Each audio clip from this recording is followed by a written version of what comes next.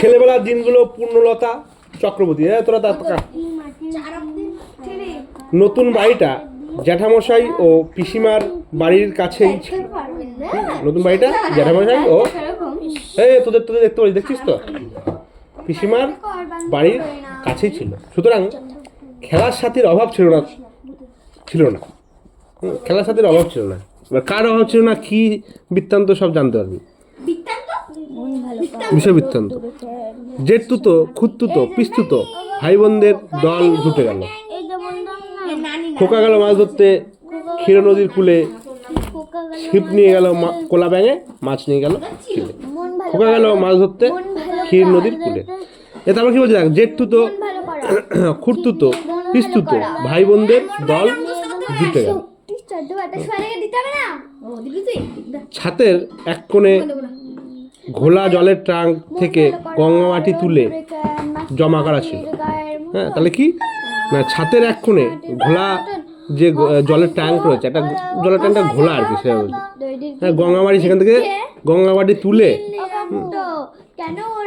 জমা করা হয়েছিল। তাই দিয়ে গোলাগুলি বানিয়ে ভীষণ যুদ্ধ শুরু হলো। গোলাগুলি বানিয়ে বিশাল একটা যুদ্ধ শুরু হয়েছে, মানে গুলি বানিয়েছে আর কি ওই মাটি দিয়ে। হ্যাঁ বল।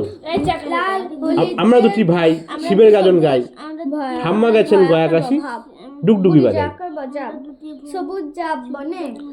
ছাতের এক কোণে ঘোলা জলের ট্যাঙ্ক থেকে গঙ্গামাটি তুলে জমা করা হয়েছিল, দিয়ে ছোটাছুটি করে বিশাল এক যুদ্ধ। মানে ধর তোরা গুলি বানিয়েছিস, করছিস, সেটাই বলছে এটা। সে যুদ্ধের নাম দেওয়া হয়েছিল কি না, পটগুলটি সোয়ার। পটগুলটি, এটা খুবই ইম্পর্টেন্ট। কই রুলটা কোথাদের পরীক্ষা দেবে? হ্যাঁ, এই গোলাগুলি ছোড়া হয়েছিল, এটা কি নাম ছিল? পটগুলটিস ওয়ার। ওয়ার মানে কি? ওয়ার মানে যুদ্ধ। মানে পটগুলটিস মানে হচ্ছে ওই যে ওই মাটি, যে পোড়া মাটি ইয়ে দিয়ে ওকে মাটিগুলো পুড়াতো, দিয়ে ওটা দিয়ে রুলটা কত? একটা আসবে বলবে কয়জন পটগুলি খেললো, পটগুলি কিভাবে খেলে। গুলিতে খেলা বেশ ভালোই চলছিল। হঠাৎ কি কুবুদ্ধি হলো, গুলিগুলোকে বেশ লাল করে পুড়িয়ে নিলাম।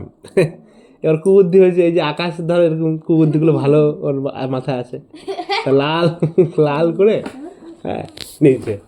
ঠিক আছে, দিয়ে এবার তো মারলেই তো এবার লাগবে, শক্ত ব্যাপারটা। হঠাৎ এই তো আইরে পাখি লেজ ঝোলা, খোকাকে নিয়ে কর খেলা, খাবি দাবি কলকলাবি, খোকাকে মোর ঘুম পাড়াবি। একবার পড়লে হবে? এগুলোকে 2-3 বার করে পড়তে হবে, 2-3 বার করে পড়তে হবে। একবার করে একটু পড়েই হয়ে যাচ্ছে। তারপর কি বলছে, হঠাৎ এবার নরম কাদার গুলিতে খেলা বেশ ভালোই চলছিল। হঠাৎ কি কুদ দিল, দিয়ে লাল করে পড়ে। দুপুরবেলা যখন চাকর বাকররা বিশ্রাম করতে যেত, তখন চুপি চুপি রান্নাঘরে ঢুকে, এই চাকর বাকররা যখন বিশ্রাম করতো চুপি চুপি রান্নাঘর, তুই কোন দিকে তাকাচ্ছিস? রান্নাঘরে ঢুকে তোরা কবিতাটা পড়, তোরা কি ওই ওটা লিখেছিস, তুই তাহলে একটু কবিতাটা পড়, আর তুই তাহলে লিখতে থাকটা। চুপি চুপি রান্নাঘরে ঢুকে মরা উনুন মানে কি বলতো, মানে আগুনটা লিভে গেছে, লাল লাল গরম হয়ে গেছে, মানে গরম হয়ে। আমাদের উনুন আছে তো, ওদের উনুন আছে। এখন প্রত্যেকটা বাড়িতেই থাকে কাঁচা উনুন, মানে এরকম উনুন থাকে, আবার গ্যাসের উনুনও থাকে, যার যেখানে ভালো লাগে। গ্রামের বেশিরভাগ বাড়িতে এরকম। কিন্তু শহরের বাড়িতে কি আছে, শহরের বাড়িতে এইসবগুলো, মানে এইসব এগুলো চুলা ফুলা, এগুলো চুলা বলে, চুলো। হ্যাঁ, এইসব উনুনগুলো পাওয়া যাবে না শহরের দিকে। শহরের দিকে সবাই গ্যাসেই রান্না করে।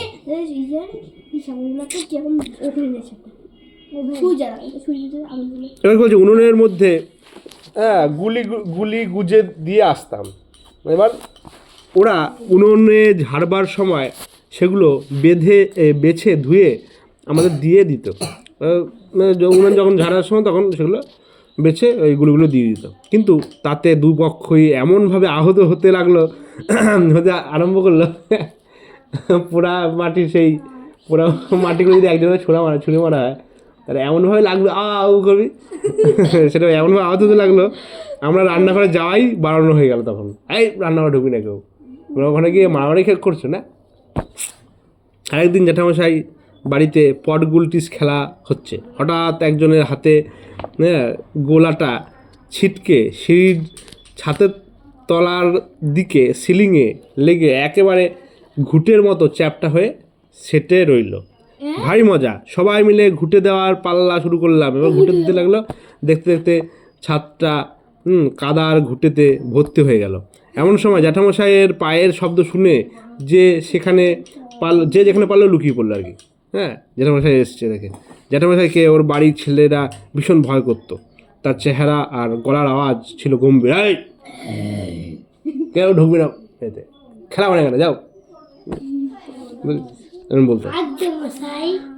শুনতাম তিনি মস্ত বড় খেলোয়াড় ছিল, গায়ে খুব জোর আর রাগও খুব। আমরা কিন্তু কোনোদিন তার রাগ দেখিনি, রাগ দেখায়নি কাউকে, কিন্তু যখন রেগে যেত তখন বিশাল আর কি। যখনই ও বাড়ি যেতাম দেখতাম তিনি এক মনে পড়ালেখা করছেন। তাহলে দেখ, ওই লোকটাও পড়ালেখা করছে। যদি কখনো আমাদের দিকে চোখ পড়তো, মৃদু হেসে দু একটা কথা বলতেন। যা হোক, ওদের দেখা দেখি আমরাও লুকাতাম। আনমনে কি ভাবতে ভাবতে আস্তে আস্তে সিঁড়ি দিয়ে উঠছেন, হঠাৎ থ্যাপ করে কি একটা তার পায়ের কাছে পড়লো। থ্যাপ করে একটা মানে ওই কাদা। এবার কি হয় দেখ, চমকে উঠে তিনি গুরুগম্ভীর গলায় হাঁক দিলেন, এই কে আছিস, আলো আন, দেখি কি হয়েছে। চাকর ছুটে গিয়ে সিঁড়ির আলোটা উস্কিয়ে সামনে ধরতেই দেখা গেল এক তার থলথলে কালো মতন কি জিনিস। ধমক দিয়ে বললেন, এটা আবার কি, কোত্থেকে এলো এটা? চাকর কাচুমাচু হয়ে বলল, আজ্ঞে ছেলেরা কি যেন খেলা চাকর কাচু, আজ্ঞে স্যার, এই আজ্ঞে বাবু, ছেলেরা কি যেন খেলা করছিল। তখন কি ভেবে হঠাৎ উপর থেকে তাকিয়ে ছাদের ছিঁড়ি দেখেই জ্যাঠামশাই হো হো করে হেসে উঠলেন। আমরাও হাফ ছেড়ে বাঁচলাম। হো হো করে ছাদের দিকে তাকিয়ে আর কি। আরেকদিন চোর পুলিশ খেলছি, দাদা হয়েছে পুলিশ আর আমি হয়েছি চোর। ধরো এই দ্বীপ হচ্ছে দাদা, পুলিশ হয়েছে, আর আকাশ হচ্ছে চোর ভাই। আমার হাতে সাপ মুখ বালা ছিল। তার একটা মুখ টেনে ফাঁক করে অন্য বালাটা তার ভিতর দিয়ে গলিয়ে দিব্যি হাতকড়া বানিয়েছে, বুঝলি তো। দাদা আমাকে ধরে নিয়ে চললো। তার কী করে করলো, হাতকড়াটা কী করে বানালো না, ওই আমার হাতে সাপ মুখ বালা ছিল, একটা বালা। সেই বালাটাকে কী করেছে, সাপের মতো একটা মুখের মতো একটা বালা, তার একটা মুখ টেনে নিয়ে ফাঁক করে অন্য বালাটাকে একবার তার ভিতরে করে ঢুকিয়ে দিয়েছে।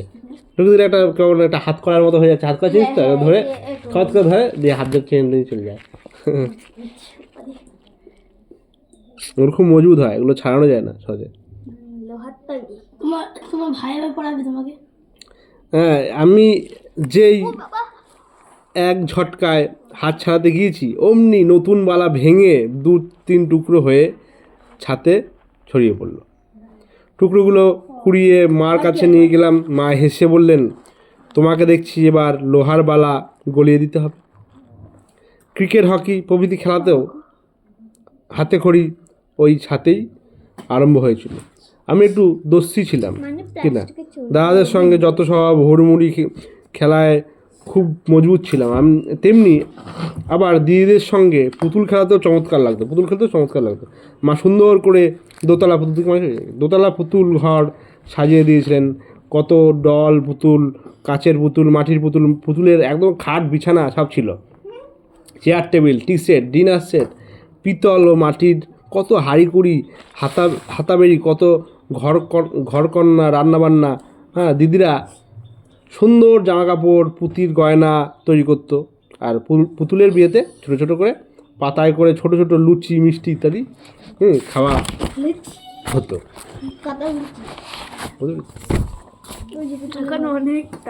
তাহলে এতটাই থাক, পরের দিন বাকিটা করে দেবো।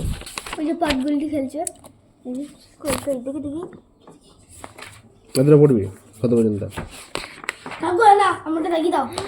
আর তার সাথে এই প্রশ্নগুলো করবি। কাকু কোনটা কোনটা? এই পূর্ণলতা চক্রবর্তী, এটা কার লেখা না পূর্ণলতা চক্রবর্তীর লেখা। প্রখ্যাত শিশু সাহিত্যিক, তিনি ছিলেন প্রখ্যাত শিশু সাহিত্যিক উপেন্দ্র কিশোর রায়চৌধুরীর কন্যা। এই পূর্ণলতা চক্রবর্তী কে ছিল? উপেন্দ্র কিশোর রায়চৌধুরীর কন্যা মানে মেয়ে ছিল। সন্দেশ পত্রিকাকে কেন্দ্র করে একদল নতুন লেখক তিনি হয়েছিলেন, তার মধ্যে পূর্ণলতা অন্যতম। হ্যাঁ, সন্দেশ পত্রিকায় তিনি লিখতেন আর কি, সেখান থেকেই তিনি তাকে কবি হিসাবে করা হয়েছে। এবার তার নাম হচ্ছে পূর্ণলতা।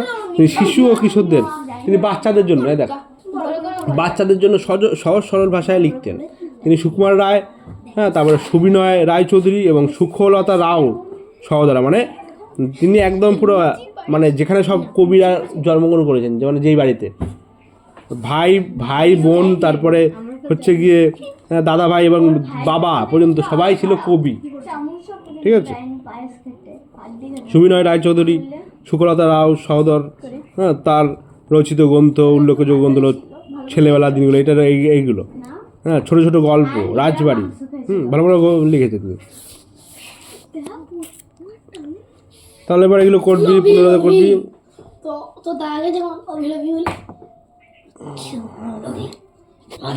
এগুলো করবি যতগুলো পারবি, হ্যাঁ যতগুলো পারবি করবি রে, রাখি নে।